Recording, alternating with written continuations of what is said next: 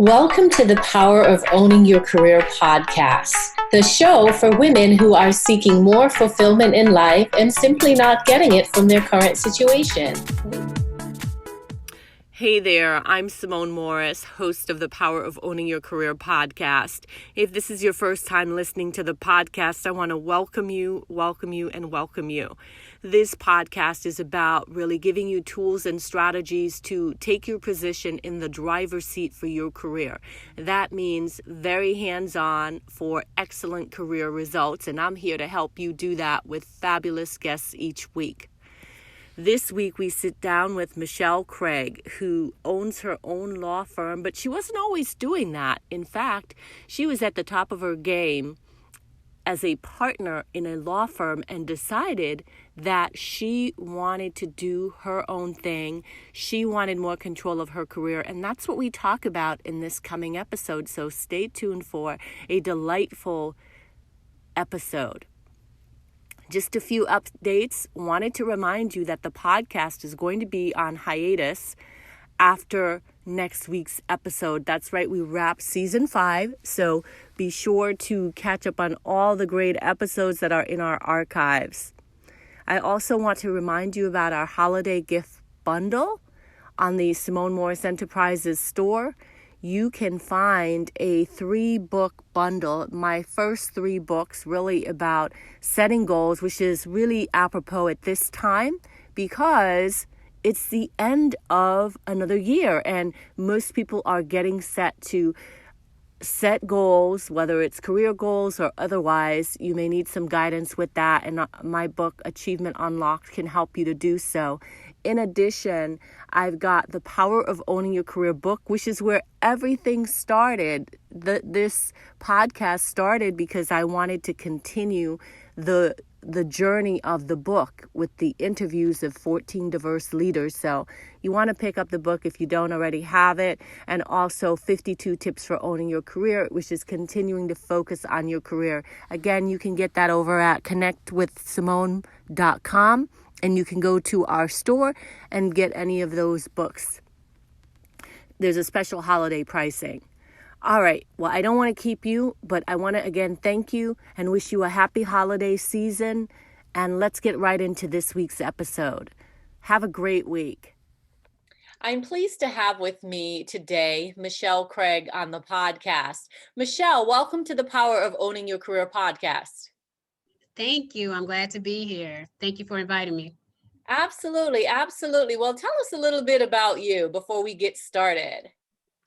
So I'm a Southern lady. I was born here in New Orleans, Louisiana. My parents are military, so I traveled all over during the course of my childhood.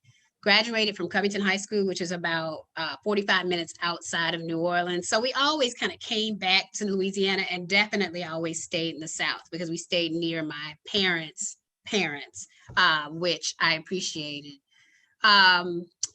Went to LSU Law School, graduated in 2002, started practicing with one of the regional law firms here in New Louisiana.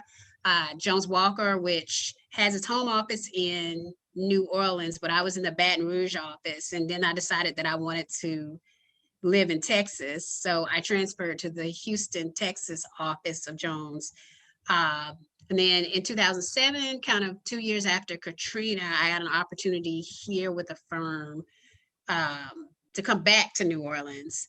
And I was born in New Orleans. Louisiana was my home. I loved Houston now, but it's a different kind of love for Louisiana and New Orleans particularly. So I came back here and I worked with that firm, Adams and Reese, up until 2014. I became the first African-American female partner in their New Orleans office in 2010, bought in a client that was gargantuan. I can't say names, but one of actually the largest retailer in the entire world. And that was kind of a feather in my cap there. I started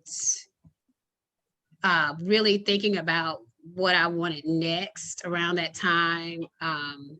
And I was at the age where you bring in business. I brought in that business, but you were cultivating other relationships. But my age range were in jobs where they could send me work, but they couldn't send like work that required a really huge billable hour. So I was kind of in a weird space where I had people and contacts, but bringing in that work was an interesting dichotomy. And I started kind of thinking about, okay, well, I could do that work for a lower hour at my own firm with less overhead and less people to pay and less bills to pay. But you think about that, but that also seems very, it's intimidating. So I finally stepped out in 2014, started my own firm, and I've been rolling ever since. Wow, that's an amazing story. So what made you. it sounds like you got into the driver's seat. You decided that I'm going to take control of my career, or I'm going to take control of my destiny. What messaging were you playing in your head, or what was it that gave you that final push to make the decision to step out on your own? So we have a very significant startup space in New Orleans.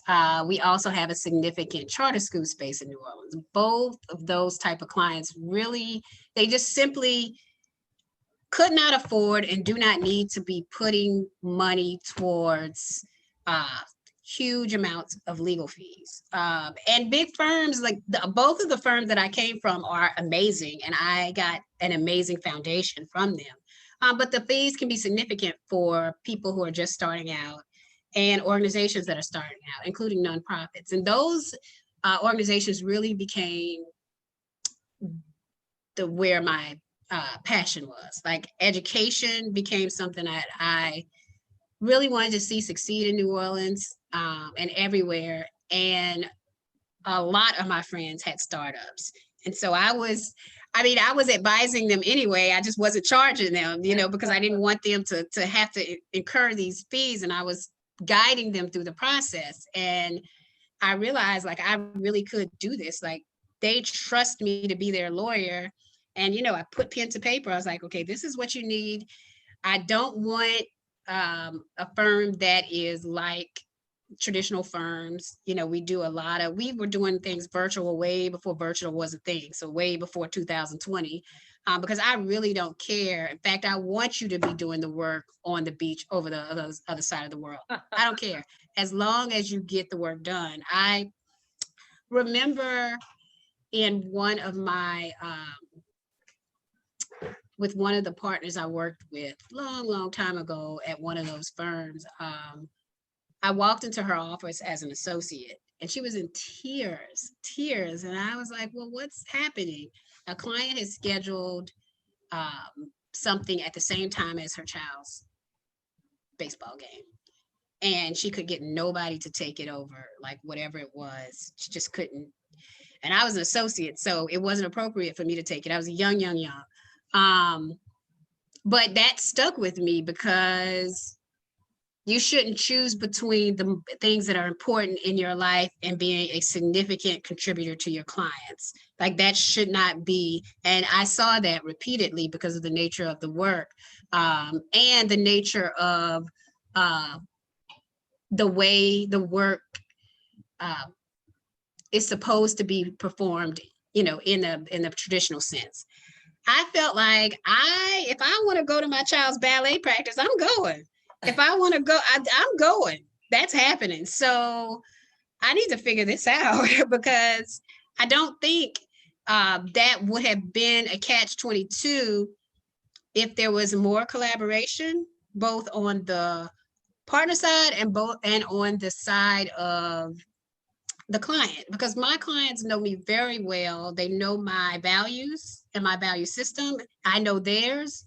I know when to call, when not to call. They know when I'm not picking up or when something's going on that they can expect me to give them what they need as soon as humanly possible. But they don't feel some kind of way because I have a life outside of being a lawyer because I am capable. I do the work for them. I am responsive. I get and I get the results for them that I want.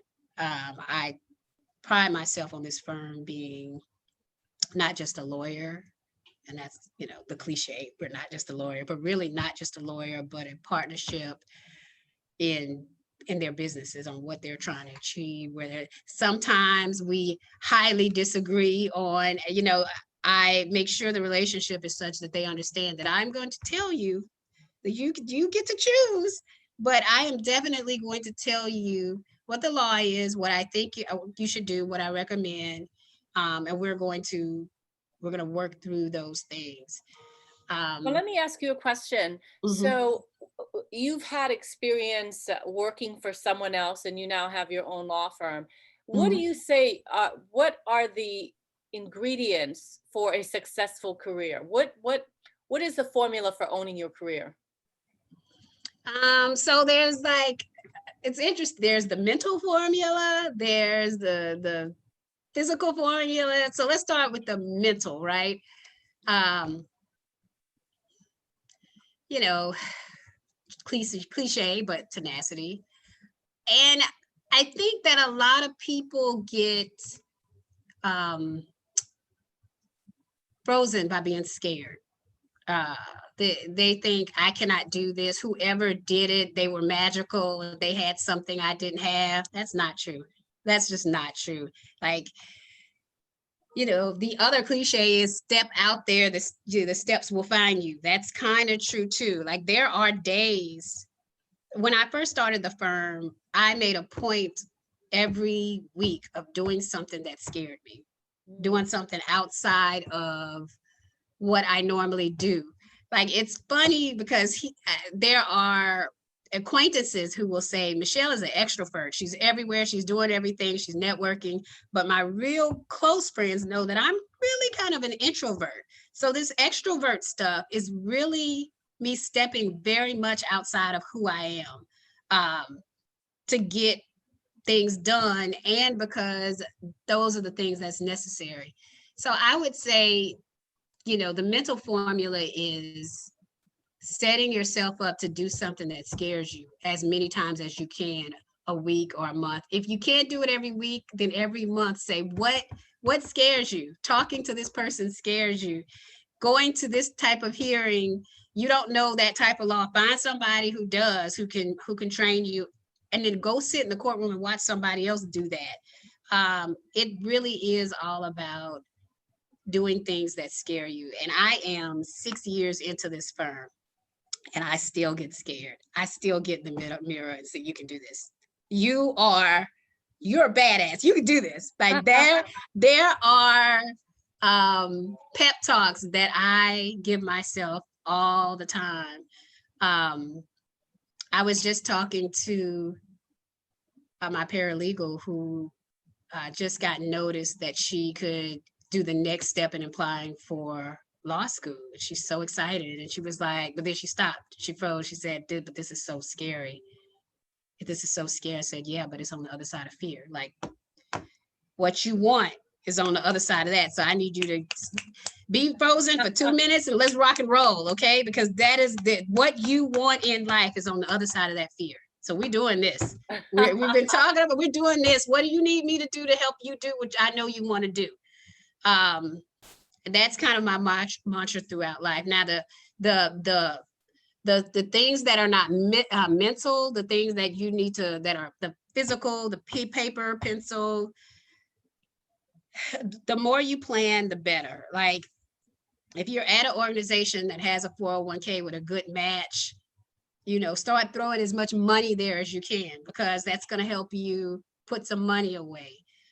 Start making those connections and go to those chamber lunches and go to those whatever it is that are boring. Like in the law field, there's always lots of different events and it's tiring at times, particularly if you're not an extrovert. Well, that's you're stepping out of your zone. Like you've got to meet people in order to be successful owning your own firm. When I went to law school, LSU had just started the JD MBA program, and it made you would have to stay for one more year, but you get both of them. And that's probably one of my regrets, because I should have stayed that year, but I was so tired of being broke. I was so tired of being broke. I got picked up so many times on the side of the interstate because my car broke down. I just needed something different. But if you can do that JD MBA program, do it. And if you can't, there are so many mini MBA programs. But the business of law and the practice of law are two entirely different things. I am blessed because I became a partner at my previous firm. So I got to look at what the business of law looks like before I started my own firm. So it wasn't that foreign to me. But there have been things that I stumbled my way through, for sure. Um, and there are going to be things that you stumble your way through as an entrepreneur. You just stumble until you're not stumbling anymore.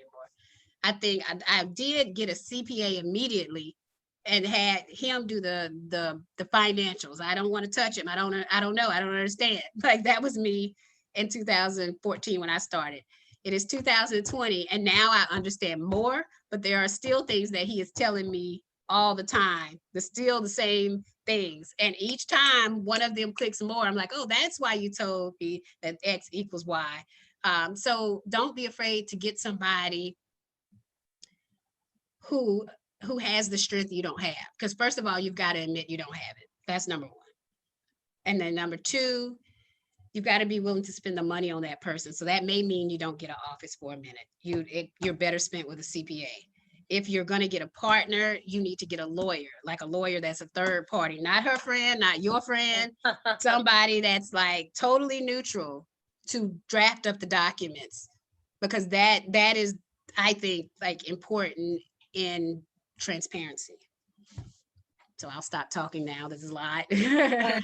Yeah, you said a lot of good wisdom, though. I heard the mental and physical, and you went a lot of places, but all good. I particularly love what you want is on the other side of fear. And I was really reflecting on my own experiences in the entrepreneurial space. I've been an entrepreneur full-time since 2015.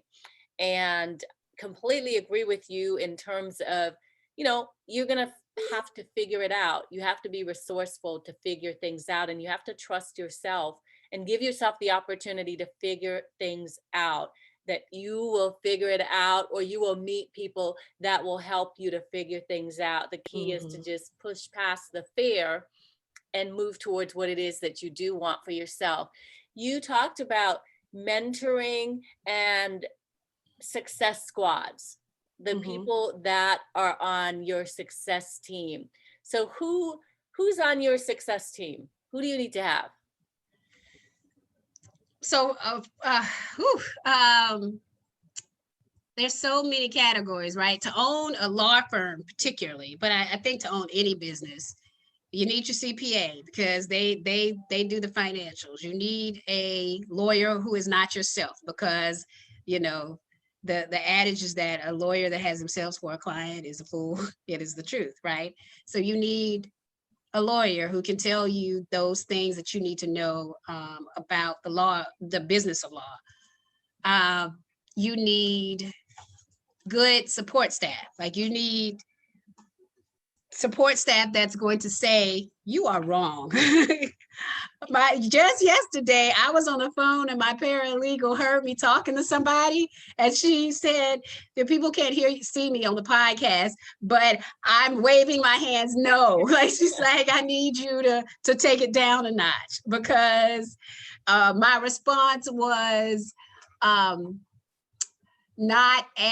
it was prickly. So she was like, bring it down just a bit. She's like, okay, let me bring it back.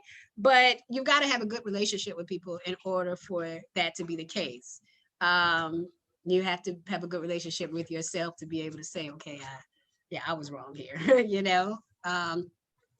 need a good group of friends. If, a good group of girlfriends, like, all of my friends understand my life.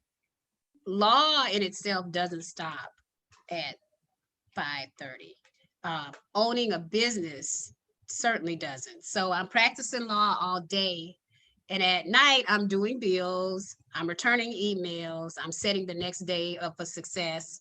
On Sunday afternoon, I'm setting the week up for success. So it looks a bit different. So you have to have people who understand what your goals are, what you're trying to do, and support that. And you will be surprised at who you thought those people were and who they actually are. And I will say, once you figure that out, then you have to have a pep talk with yourself to move past both the shock and disappointment and move towards the people who are supportive, right? Because we tend to wallow in the people who are like, but how do you not understand? I've been trying to do this for X number of years. You can wallow for about 5 minutes and you got to roll to the people who are like, are you gonna buy your building? What you gonna do? What are you setting yourself up next year? How is this? Even the friends who are like, I know that you need to work on X, Y, Z, but I see how tired you are. Let's go to lunch. How are you, my friend? I had that text 2 days ago. So you have to concentrate on those people, even though there's a group that will disappoint you. It's such as life. Such as life. I love that. If we bring it to the corporate context, you know, one of the things I have found is having someone that you can talk through. I call it my business bestie, that I can go through the journey with. And I think even in the corporate world, if you're still doing the 9 to 5 thing, having someone that you can talk about the challenges and you know, even talk about your goals. Is I remember when I was in corporate, I did not do a good job of goal setting. I adjusted my goals to meet the organization goals. I could have been more strategic, you know, like you were talking about the MBA, right? We all have these experiences. You're like, oh, if I had done this, you know, but you know, it's part of our journey and we learn along the way. So even if you're in corporate, I would say to you listeners that come up with a success squad or a success circle that really supports you in being your best self and growing, and step out of your comfort zone. If you are an introvert, I am an introvert. And so I totally got what you were saying, Michelle, about it really is around preference. And when you extend yourself for these relationships, this networking, these different groups, etc., you got to fill back up before you come back out. So completely get that. Can you talk to us about, you made a big risk. You left your comfortable partner job and started your own business. How have you viewed risk in your career, and what can you say to our listeners to encourage them to embrace risk as a career strategy? So I would say it's so interesting because I think it's a journey. It's every person's journey. Because in law school, I always thought, you know, I might do this. I might start my own thing one day at some point, but it was never really real. I had a law school classmate and I used to study with her and we would talk about that though. So it was always kind of in the back of our mind, but we both I went corporate, she's in city government. Like we did the things that are risk adverse, because the safe thing is to do is they'll get the job that pays a salary that it's going to come every 2 weeks. So I think you really grow into that. And I would say to the listeners, like if it's in the back of your head, you become more able to take risks as you flex that muscle more. So it's much like doing something that scares you every week. You got to start flexing that muscle a little more in corporate America as you move towards your goal of owning your own business. I think I did that subconsciously. Like I started pushing just a little more. I started meeting few more people by myself. I started really working to understand things. And I didn't know, there was no concrete plan consciously yet. But I knew I needed to know everything I needed to know about a business in order to be both successful lawyer for my businesses and a business owner if that ever became a thing. And then I was in the startup world watching people take these massive risks. I had a really good friend, and we had been talking about it for like years. I'm gonna start a web-based company. I'm gonna do this. I'm gonna do that. And one day he texted and said, "I did it. I've left a Fortune 500 company. I'm done. I'm gone. I'm starting my venture." And we were like, "Whoa, whoa!" So having friends who will take the risk, because we started surrounding ourselves, again, probably subconsciously, with people who were taking crazy risks every day. I look back on it, I'm like, well, they're not so crazy, because there is a group of people always taking these risks. But you've got to surround yourself with people who think taking these risks aren't a big deal, because it will become second nature to you for it not to be a big deal to you. Because there are sometimes I look back and I'm like, wow, Michelle, wow. Like, you did that.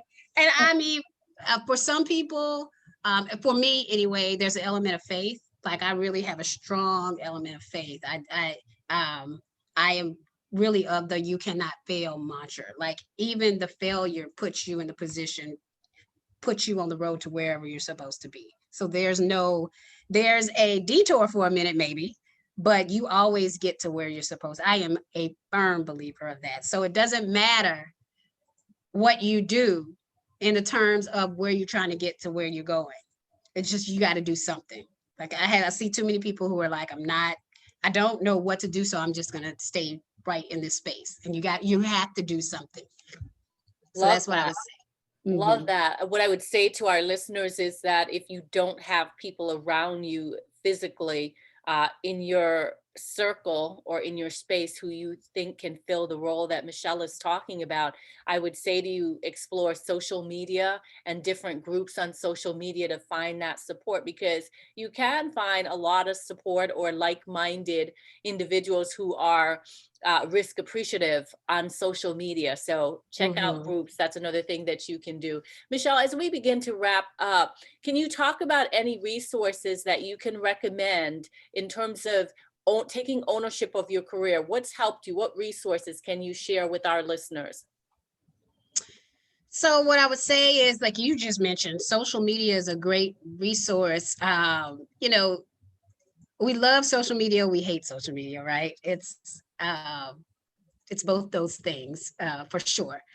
But knowing how to use social media is important. Like, there are a lot of groups that I've joined that deal with entrepreneurship, that deal with the entrepreneur's mindset, that deal with, like, as a law firm, like the $1 Million Law Firm. Like, there are firms, like there are groups, women who own law firms, that are specific to what you're trying to do.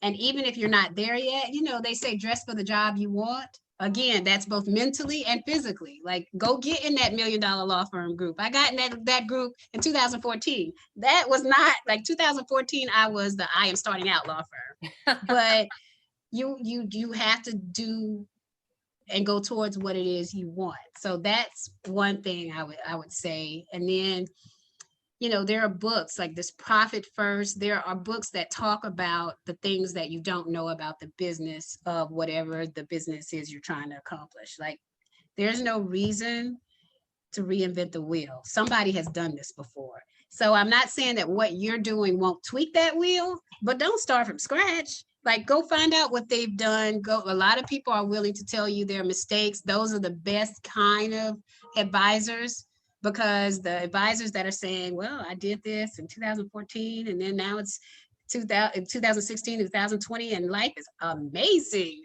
Life is really good, actually.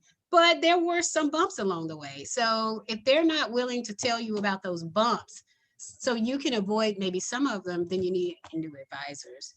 You've got to have accountability partners in terms of the way you handle your business.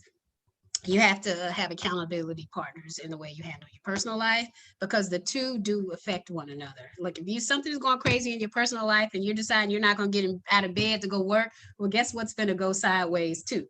So you have to have those things in place so that you can keep moving forward, because you will have bad days. You will have, I think as an entrepreneur, You will have more good days than bad days, but you have to be prepared for this not to be the sound of music every day, because it's simply not.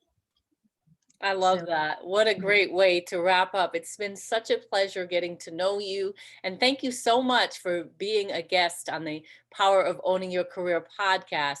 Michelle, can you tell our listeners how to stay connected with you if they'd like to? Sure. Our website is www.tlg.law. I'm located in New Orleans, Louisiana, and our phone number is 504-459-4557. Would love to hear from each one of you. We're also on all social media. We're Transcending the Traditional Law Firm, tlg.com. You can find us on Instagram, Facebook, and we would love to hear from you. Wonderful. Well, again, my sincere thanks. Take care. Thank you for listening to the Power of Owning Your Career podcast. It is my hope that you enjoyed today's episode. You can check out the show notes for this episode on the SimoneMorrisEnterprises.org website by clicking the podcast menu. Be sure to subscribe on iTunes and tell a friend or two about it.